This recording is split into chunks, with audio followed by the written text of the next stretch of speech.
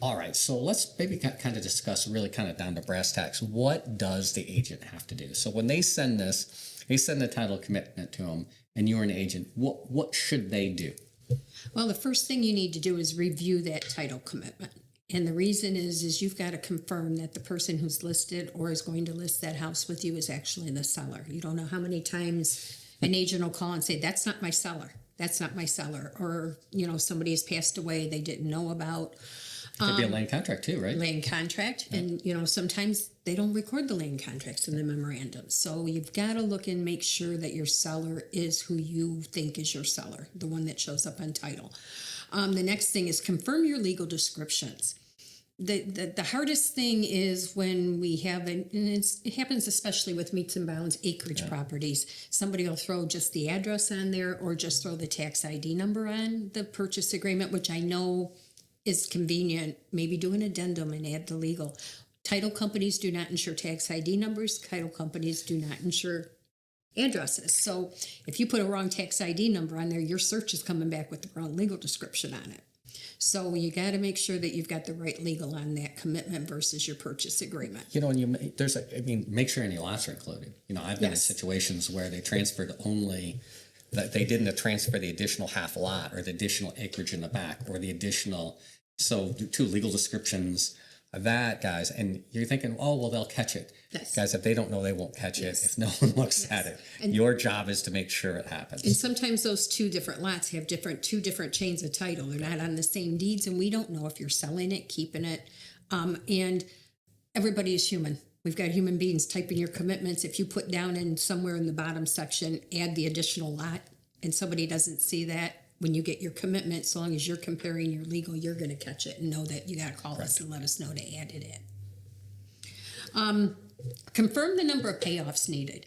This one is always important because your seller says, I have one mortgage and that's it. And all of a sudden you get your commitment and you got 3 mortgages on there. You got a rehab loan, a home equity loan, and the first mortgage that they think they have. And actually right now with FHA, if they were in forbearance, yes, that can change those amounts and stuff too, right? Yes, they are recording those forbearance mortgages, and some lenders include it in the total payoff on the first, and some you have to get a separate one from HUD.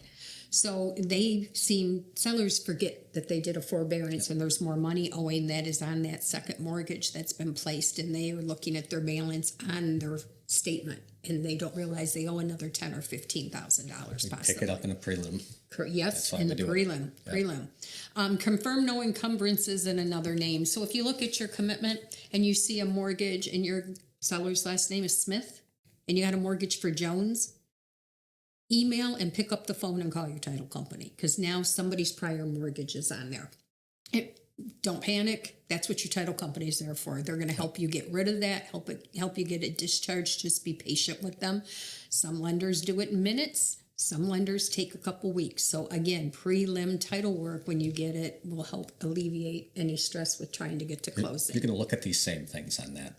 Correct. When you get to prelim, these are the same things. These are the same things you're going to look at. And then check for requests for tax lien verifications, marital status, divorce, bankruptcies, or unknown liens. They're going to be listed in there because we pick up that, Bob Smith has a tax lien. Well, it might not be your Bob Smith, but we have to have proof. So get with your title company. They're going to have an affidavit or they're going to ask for, proof that it's not his, Social Security numbers, whatever, to clear that.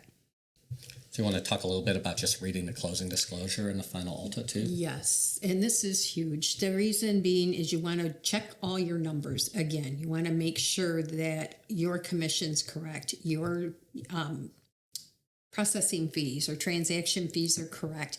And you also want to make sure that you kind of know what your buyer's supposed to pay. Make sure that the lender hasn't thrown anything on there, not throwing lenders under the bus or anything, but there's non-conforming loans still, very rare, but they're out there.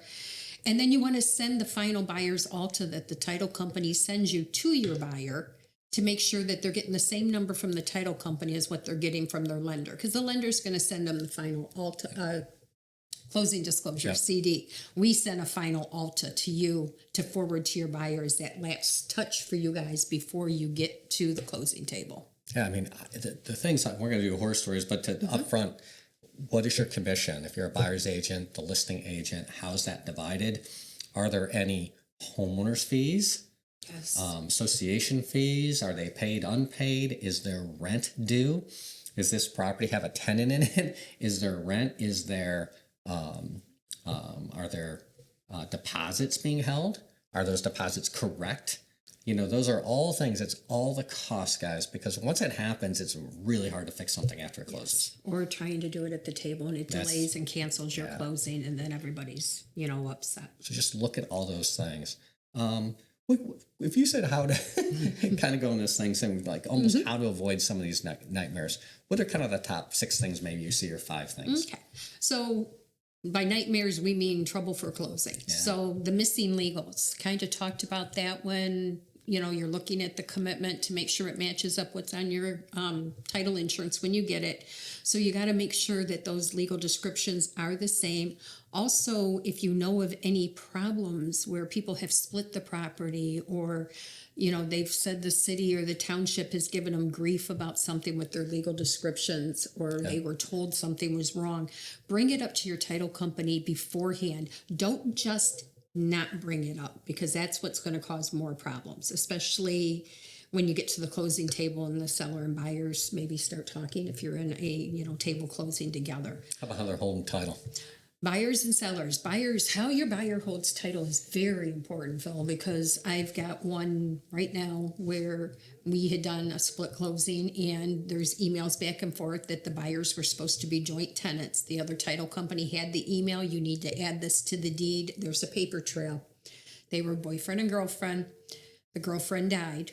They never put joint tenants. And now her kids want half the house. Ouch. So you've got to make sure that your buyers, if they're husband and wife, it's an easy one. Single or married man, single one. But then we can get into LLCs, LLCs. trusts, Yes, sir.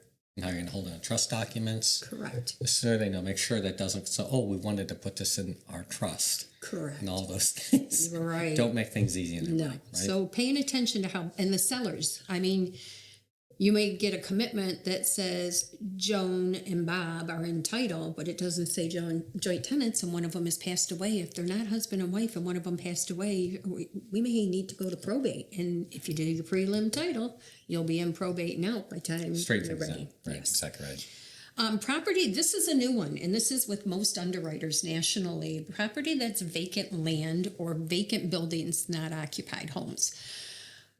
The bad guys are out there.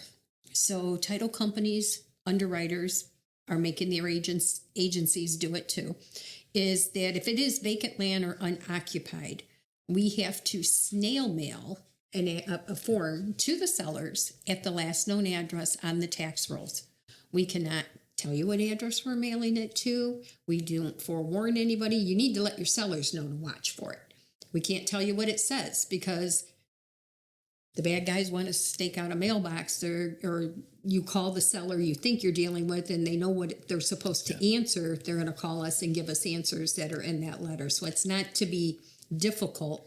It's to protect the buyers and sellers. And along the short, what they're doing is, even as a listing agent, this is one thing. Is that person just listed property, the actual seller? Yes. So you have out-of-state people listing properties. Oh, it's my mom's house, or it's me. They're literally pretending they're the sellers. Correct. And they're not the sellers. They list a property, close on a property, and oh my gosh. And we know it happens. We've seen it happen out there, or the attempt of it to happen. There's claims in certain parts of the country that it's just very overwhelming how much this is being done. Don't panic if you've got an issue, you've got a seller or something. If you talk to your title company, we have ways of working through all of this. We just need to know, you know. If it's not them, I mean, If it's not them, we get law enforcement involved, et cetera, and that's how Yep. it's handled. Yep. Make sure you talk to your manager about it, because when you make sure it's the seller that's selling the house, it's Yes. it's that simple. It's- It's easier when it's vacant property unoccupied. That's why they're targeting that. Yeah. Tell about foreign sellers. Foreign sellers, and this is the FIRPTA Act, and I gotta look here because I can never remember the words for the FIRPTA, Foreign Individual Act. And this is, if you have a foreign seller that is not a U.S. citizen or a resident alien, they could be subject to withholdings from the sale of the property given to the government. Doesn't necessarily mean they may owe that, but the responsibility for that money to go to the government needs to be handled at closing. The IRS and the government has written into that statute that it falls back on the buyer if that money doesn't go to the government. So that's why it's part of the purchase agreements in most boards. We also have paperwork that's signed at closing, but you need to let us know if there's a foreign seller selling, because there's certain criteria where we don't have to hold money. There's certain criteria in different levels, and then there has to be a third party company brought in to handle that paperwork and to handle getting that money to the IRS. It used to be title companies were doing this when this first came up. The liability is too much. So we can recommend 3 or 4 companies. We put the sellers in touch with that company, and then we still facilitate getting the money, the cashier's check to the IRS sent over to that company the way that they direct us to do it. But your seller will deal directly with them in order to facilitate, what the feds or the IRS need from you. So, I mean, the statutes, it depends on how much the house is, the Correct. status of the seller. Yes. And basically what they worry about is they owe taxes, they move out of the country. And then to get the taxes actually false, they could actually ask the new buyer to pay it. Yep. So you hold money in escrows to do that. So there's companies, when it happens, the escrows company will direct you to the right people, and you'll make sure and just comply with the law to protect your And most buyers. foreign sellers know they're going to have to do this. And it's not difficult. It's a little panicky sometimes because it's based on the sale price, not what they're netting. But we'll just handle it. When it happens, Yep. just reach out. How Reach to out. take care of it. And we do it all. We do quite a few of these. Yeah, These I do know you do. come up every year. Yeah. The last thing is client agent failure to disclose known issues. If you know something, you have to tell us. If the buyers or sellers don't tell us and they know, you're not going to have coverage on your policy. I mean, there's potential for fraud, right? Fraud's Potential never for covered. fraud. So a buyer cannot know that there's something hokey going on and bring it to a different title company and then Yeah, we don't participate in fraud. don't participate. Yes. Fines are heavy, Yes, very heavy. right?